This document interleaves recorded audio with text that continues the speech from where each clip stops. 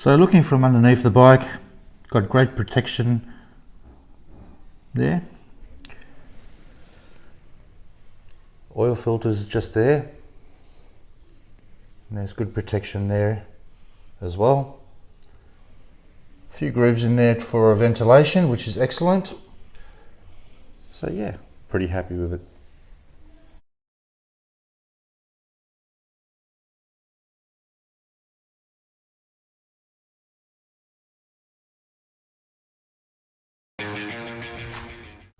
G'day YouTubers, I'm Mohr and welcome to my channel. Well, in today's video I'm going to be installing a skid plate on the Kawasaki Versys X300. But first, let me thank all you viewers and subscribers for your support, greatly appreciated. And a special thanks out to Liz and Harry for plugging my channel on their live stream last week. Yeah, they are a couple that ride DR650s, and their channel is called Riding on Eggshells, and they do a little bit of extreme riding. It's pretty cool actually, so check them out. I'll put a link up top here, and yeah. So the skid plate that I purchased, well, there's not a great deal on the market for the Kawasaki Versys X300. I come across 3 different styles of skid plates, and I got mine on eBay, and I will put a link to the supplier that sold the skid plate to me in the description if you're interested. So why install a skid plate on the Kawasaki Versys 300? Well, if you have a good look at the undercarriage of this motorcycle, or under the engine, you've got the exhaust system that runs underneath, and you've also got the oil filter that's dead smack in the front of the bike. Okay, excuse the state of the bike, it's a little bit on the dirty side. Not that I've taken it on the dirt roads or anything, it's just grime off the roads while commuting to work.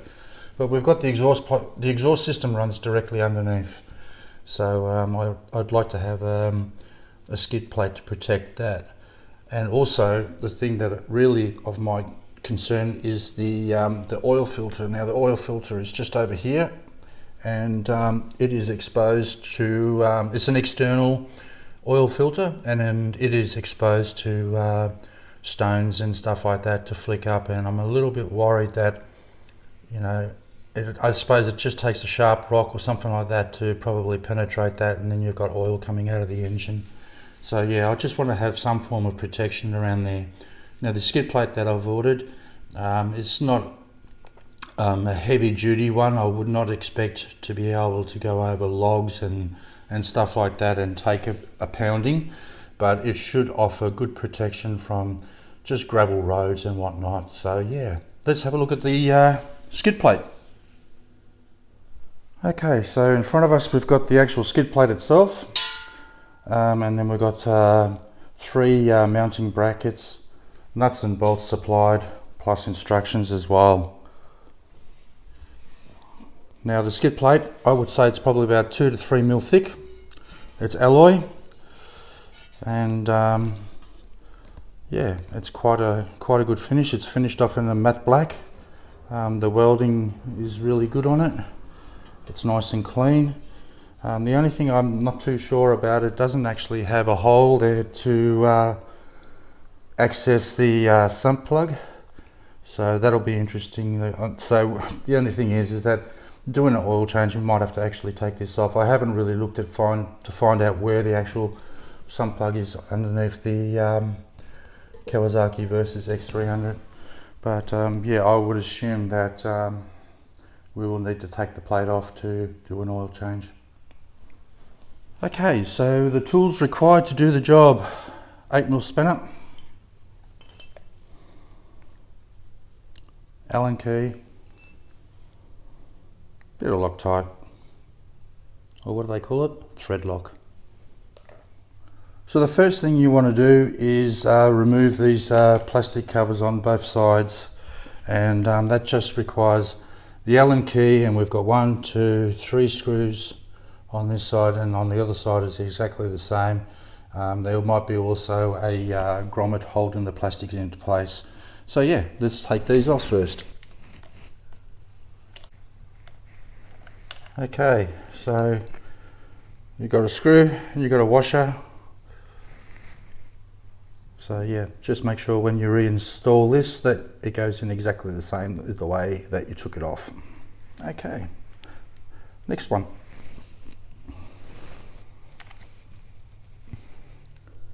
So on the gear side, or the left hand side of the motorcycle, when you're sitting on it, you basically have got 1, 2, 3 screws, areas where it's mounted, the plastics are actually mounted. There's no grommet holding the plastics in place on this side. Okay, let's go to the other side. So on this side here we've got again 3 screws. They will be identical to the other side, but I've got a funny feeling on this side there might be actually a grommet that holds the plastics in place. So again, that's what it looks like, more or less, the screws, and how you should reinstall it. So as you take these off, just sort of take note of how tight they've actually put these screws in. I noticed the top one, it's not as tight as the bottom 2. So the 3 screws have been removed, and there is an actual grommet just around this area here. So yeah, there you go. Okay, that's the plastics off. Okay, borrowing the Mrs. Mirror, locate the sun plug. And I think it's not on, oh here it is here, it's just here. So it's actually onto the side here. That's pretty cool. That's might be accessible, but I think we still need to take the bash plate off, do an oil change. That's no great issue. So I've positioned the skid plate underneath the actual bike, and I've laid down the 2 brackets that go underneath the bike, and more or less what actually happens is this will get attached to there using the original screws that take off the plastics, and when you tighten them up, you don't actually tighten them up, you actually just put them on first into position. All the tightening of this skid plate will be done near the end.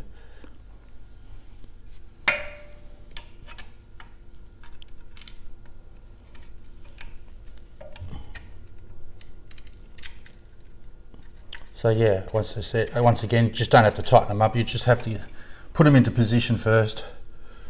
Okay, to the other side. So on the other side, again, just put the screws in, just to hold it into position.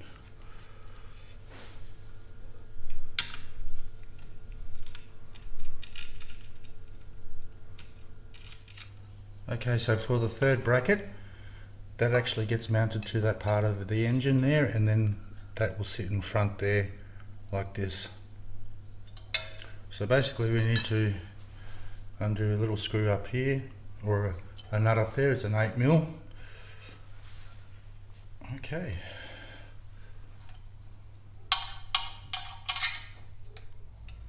So this nut just holds this little hose here into place.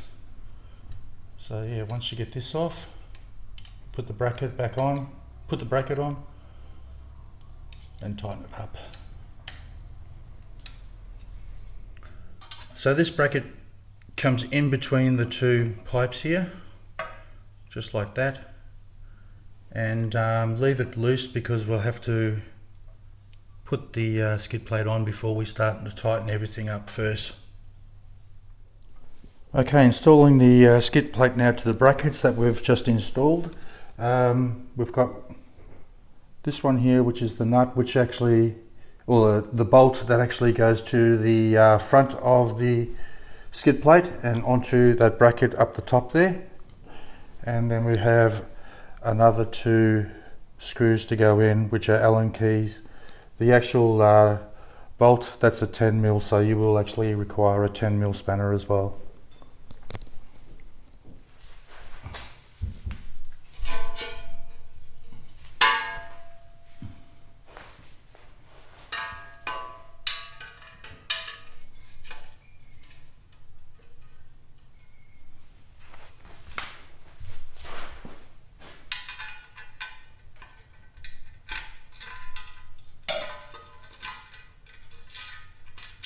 Okay, I've got the skid plate in place.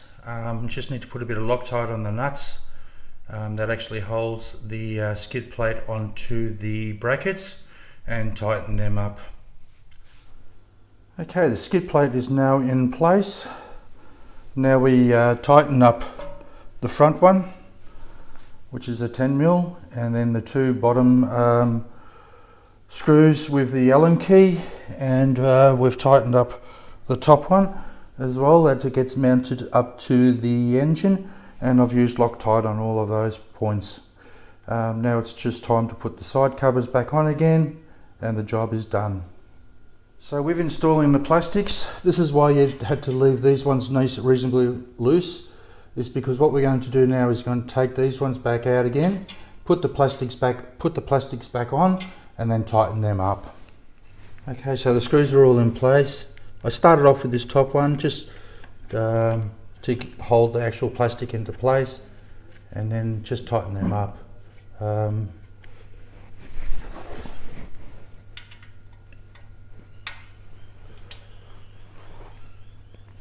That's one thing I like about this skid plate, that you can actually get these side plastics back on again, whereas on the other two that I was looking at, you couldn't actually get the plastics.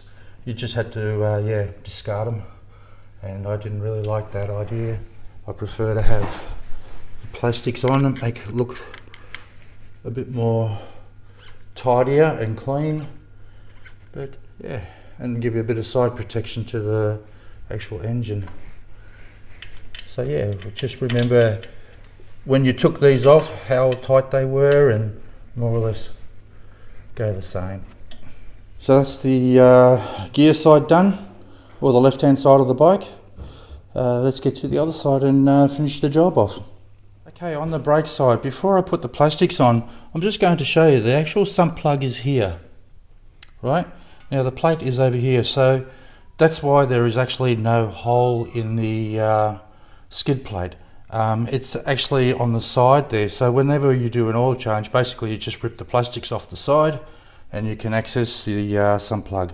So yeah, that's really good. So with putting the plastics, make sure that first you take the two screws back out again, and then you want to come in with your grommet point and get that in first. So now that's in place, you can line the screws up. So we'll just get this one in first, in the top. So yeah, once again, tighten up the screws. That one was finger tight, this one's a little bit more firm. And make sure that that's popped into the grommet. Yep, that's done. So yeah, job complete. Looking good. Okay, that's it. I'm pretty happy with that. It's pretty solid by the looks of it. I like the fact that you can put the plastics back on the side, and yeah, the sump plugs are accessible as well, which is great. So looking from underneath the bike, got great protection there.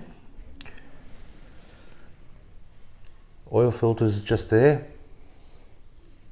And there's good protection there as well. A few grooves in there for ventilation, which is excellent. So yeah, pretty happy with it. Well, YouTubers, that's another accessory upgrade on the Kawasaki Versys X300. It was one that I've been hanging out to do for quite a while. I had to wait on the actual parts to arrive.